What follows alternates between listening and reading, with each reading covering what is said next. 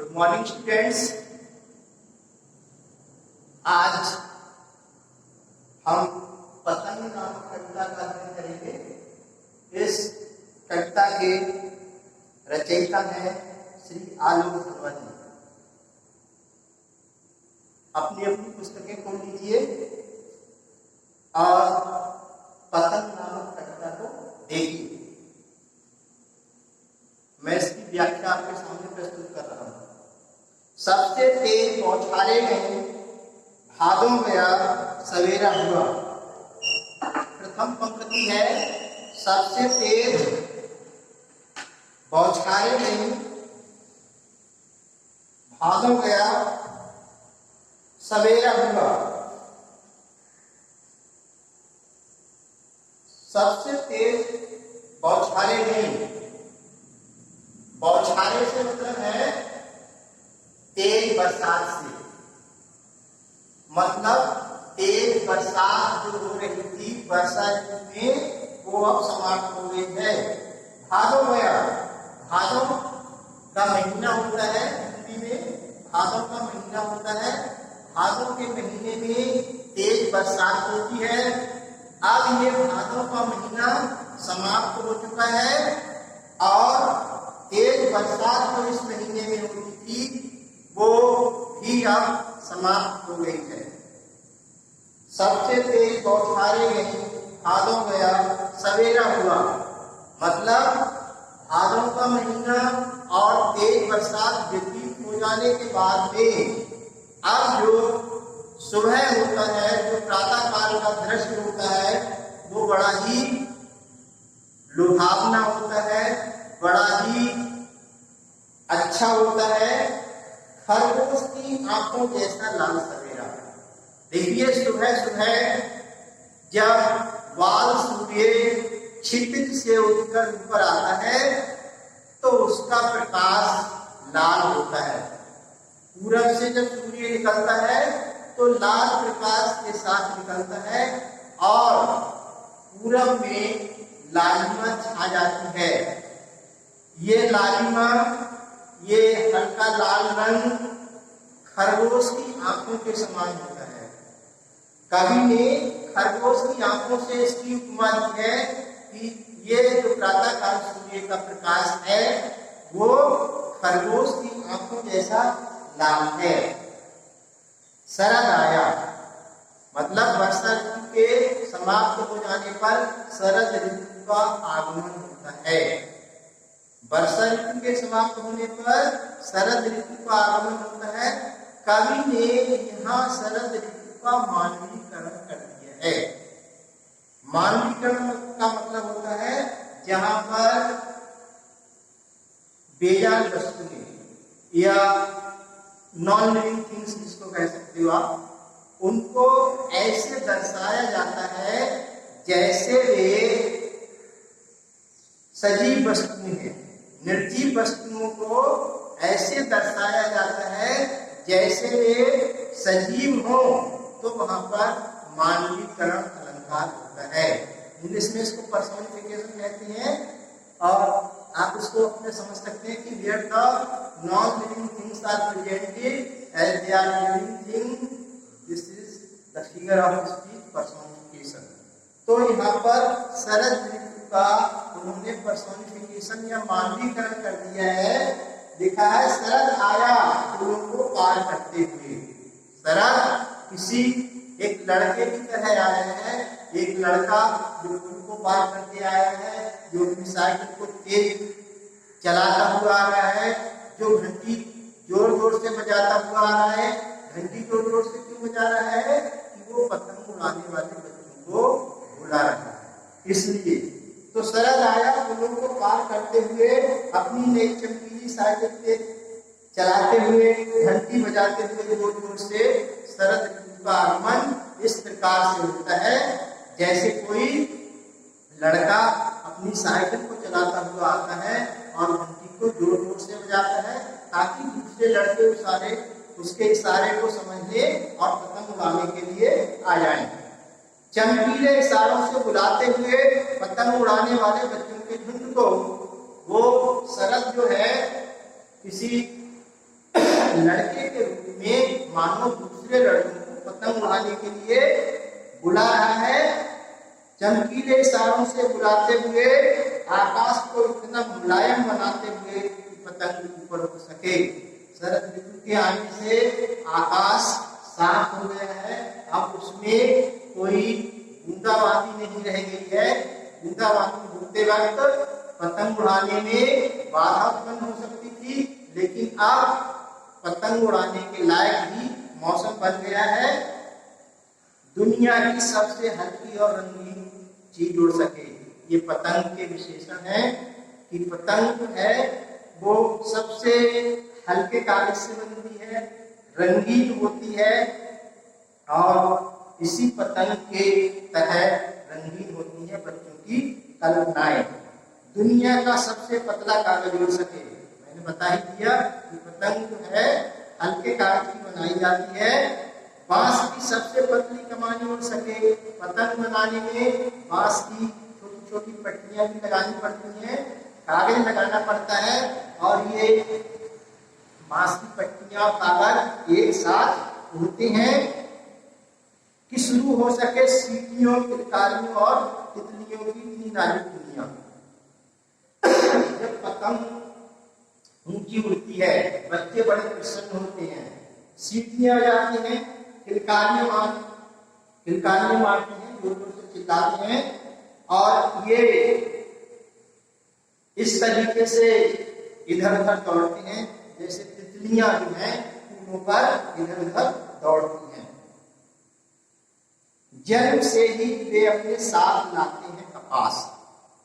बच्चों के लिए है कि बच्चे अपने साथ कपास लाते हैं। कपास से मतलब है रुई, लेकिन यहाँ बच्चे अपने जन्म से साथ कपास लाने का मतलब है कि कपास की तरह बच्चे स्वच्छ होते हैं और कोमल भी होते हैं। जैसे कपास का गद्दा हो उसमें हम चोट मारे तो चोट सहन करने की शक्ति रखता है, ऐसे ही बच्चे भी छोटी मोटी चोटों को सहन कर लेते हैं और उसका उनके ऊपर कोई असर नहीं होता। इसलिए लिखा है कि जन्म से ही वे अपने साथ लाते हैं कपास और पृथ्वी घूमती हुई आती है उनके बेचैन पैरों के पास। जन्म से ही वे अपने साथ लाते हैं कपास और पृथ्वी घूमती हुई आती है उनके बेचैन पैरों के पास। बच्चे जन्म से कोमल होते हैं, स्वच्छ होते हैं, साफ रहते हैं और वो इतना दौड़ते हैं पतंग उड़ाते वक्त कि ऐसा लगता है कि वे नहीं दौड़ रहे हैं बल्कि पृथ्वी ही दौड़कर उनके पैरों के तले आती चली जा रही है। देखिए जैसे कई बार हम देखते हैं रेल में बैठते हैं तो आसपास हम देखते हैं तो हमें लगता है कि हम नहीं दौड़ रहे हैं बल्कि पास की जमीन दौड़ रही है। तो वही कल्पना कवि ने यहाँ पर की है कि जब वे तेज दौड़ते हैं तो लगता है कि पृथ्वी जो है उनके तेज चलते हुए पैरों के पास आ रही है, उनके बेचैन पैरों के पास। बेचैन तो पैरों को अपना रोकते ही नहीं है, उन्हें चैन ही नहीं है, आराम ही नहीं है, पैर उनके चलते ही रहते हैं। जब वे दौड़ते हैं बेसुध छतों को भी नरम बनाते हैं। जब वे पतंग उड़ाते हैं छतों को तो छतों को भी नरम महसूस करते हैं क्योंकि छतों की कठोरता जो है वो उनके लिए महसूस नहीं होती और दिशाओं को मृदंग की तरह बजाते हुए वे दिशाओं को मृदंग की तरह बजाते हैं। मृदंग की तरह बजाने का मतलब है कि वे सभी दिशाओं में पूर्व पश्चिम उत्तर दक्षिण सब तरफ वो जो है पतंग उड़ाते वक्त दौड़ते रहते हैं और ऐसे दौड़ते हैं उनके पैरों से आवाज निकलती है जैसे मृदंग को बजाने पर आवाज निकलती है। मृदंग एक प्रकार का वाद्य यंत्र होता है जो ढोल की तरह बजाते हैं, जिसको हाथों से ढोल बजाते हैं, लेकिन मृदंग को जैसे मानो मृदंग हो और ये बच्चे पैरों से उत्तर अपने ध्वनि निकाल रहे हो, इस तरीके से ये आवाज उनके पैरों से निकलती है। जब वे पेट भरते हुए चले आते हैं, जब वे पेट भरते हुए चले आते हैं डाल की तरह लचीले वेग से, जब वे दौड़ते हैं ऐसे दौड़ते चले आते हैं जैसे मानो झूले पर सवार हो, और झूले पर सवार होकर इधर से उधर वे गति कर रहे हों। डाल की तरह लचीले वेग से, जिस तरीके से हवा में या झूले के बोझ से टहनियां लच जाती हैं, उसी तरह इनका शरीर जो है, बच्चों का शरीर जो है वो दौड़ते वक्त लचीला हो जाता है। छतों के खतरनाक किनारों तक उस समय गिरने से बचाता है। उन्हें सिर्फ उनके ही रोमांचित शरीर का संगीत। वे छतों पर इधर से उधर दौड़ते रहते हैं, पतंग उड़ाते रहते हैं, लेकिन उनका जो उत्साह है, जो उनका एक उमंग है, वह इनको गिरने से बचा लेती है। वहां पर वे अपने को संभाले रहते हैं। पतंगों की सिर्फ उनके ही रोमांचित शरीर का संगीत, पतंगों की धड़कती ऊंचाइयां उन्हें थाम लेती हैं महज एक धागे के सहारे।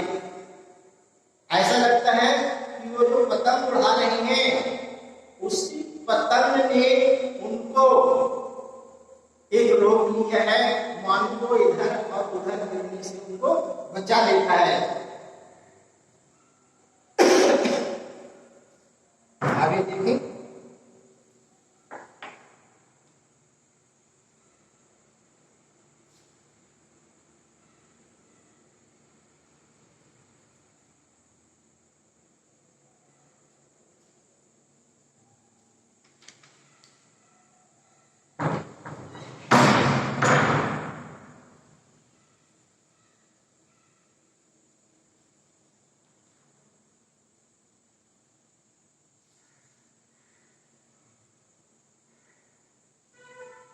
पतंगों के साथ साथ वे भी उड़ रहे हैं। ऐसा लगता है कि बच्चे भी पतंगों के साथ उड़ रहे हैं। देखिए, बच्चे पतंगों के साथ उड़ रहे हैं, इसका मतलब ये है कि पतंग जब ऊंची उड़ती है तो बच्चों को बहुत प्रसन्नता होती है, और जब पतंग नीचे आ जाती है तो उनकी प्रसन्नता कम हो जाती है। पतंगों के साथ वे भी उड़ रहे हैं अपने रंध्रों के सहारे। अगर वे कभी गिरते हैं छतों के खतरनाक किनारों से और बच जाते हैं, कभी कभी ऐसा होता है कि वे छतों के किनारे से गिर जाते हैं, उनको चोट नहीं लगती, तो वे बहुत निडर हो जाते हैं और भी निडर होकर सुनहरे सूरज के सामने आते हैं। तो वे और भी निडर होकर के अपनी पतंग को उड़ाते हैं। पृथ्वी और भी तेज धूप भी आती है उनके बेचैन पैरों के पास, और ऐसा लगता है कि मानो उनकी गति नहीं है, बल्कि पृथ्वी ही उनके पैरों के पास दौड़ दौड़ कर आ रही है। देखिए, ये व्याख्या मैंने प्रस्तुत कर दी आपके सामने। अब एक बात और बताता हूँ कि परीक्षा में प्रश्न है किस तरीके से पूछे जाते हैं। जो कविताएं मैं आपको पढ़ा रहा हूँ, इन कविताओं के आधार पर परीक्षा में प्रश्न कैसे आते हैं, ये मैं आपको बताना चाहता हूँ। देखिए, कविताओं पर परीक्षा में 3 प्रश्न आते हैं। एक प्रश्न निम्नलिखित प्रश्नों में से किन्हीं 2 प्रश्नों के उत्तर दीजिए। जो मैंने आपको पीडीएफ भेजी है, उनमें से कोई से भी 3 प्रश्न होंगे और उसमें 2 के उत्तर देंगे। दूसरा प्रश्न होता है कि निम्नलिखित काव्यांश को ध्यान से पढ़िए और पूछे गए प्रश्नों को उत्तर दीजिए। कविता का कोई काव्यांश दिया गया होगा और उस पर कुछ प्रश्न दिए गए होंगे, मतलब 3 प्रश्न दिए गए होंगे और उनके उत्तर आपको देना होगा। एक तीसरा क्वेश्चन जो आता है वो आता है कि काव्य सौंदर्य लिखिए। एक आपका पैराग्राफ होगा, उसमें लिखा होगा कि इसका भाव सौंदर्य लिखिए। भाव सौंदर्य में आप उसका अर्थ लिख देंगे, और काव्य सौंदर्य होगा तो उसमें आप 2-3 बातें लिखेंगे कि कविता की भाषा कैसी है। जैसे मान लो ये कविता है तो कविता की भाषा सरल साहित्यिक खड़ी होती है। इसमें कौन कौन से अलंकारों का प्रयोग हुआ है जो आपके सामने पैरा है। जैसे मान लीजिए इसमें मानवीकरण का हुआ है, उपमा का हुआ है, ये 2 चीजें होंगी। शैली बतानी पड़ती है, प्रबंध या मुक्तक है, तो ज्यादातर की हमारी मुक्तक शैली है। और अलंकार है, रस ये अगर आप बता सकते हैं तो बता देंगे। तो इस तरीके से कविताओं पर 3 प्रश्न पूछे जाते हैं। मेरी आशा है कि आपको ये चैप्टर, ये कविता समझ में आ गई होगी। धन्यवाद।